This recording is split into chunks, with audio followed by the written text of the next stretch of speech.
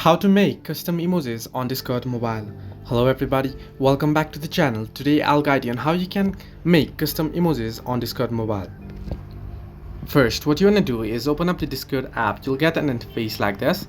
Now head into your server that you own, and then tap on it, and here what you want to do is tap on the three dots option that you can see at the server name. Simply tap on it, and then what you want to do is head into settings option. Once on settings, if you scroll down here under settings, you'll find the option emoji as you can see on the screen right there. Simply head into emoji option that you can see.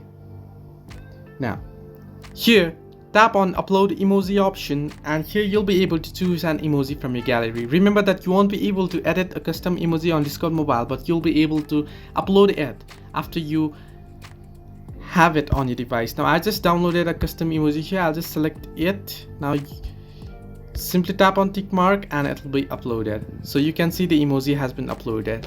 So this way you can add custom emojis on Discord mobile. You can go ahead and edit emoji on your device from other apps or websites, or you can download custom emojis from Google and then you can upload it later on Discord. Hope this helped you. Do like and subscribe, and do not forget to leave a comment down below if you have any further issues.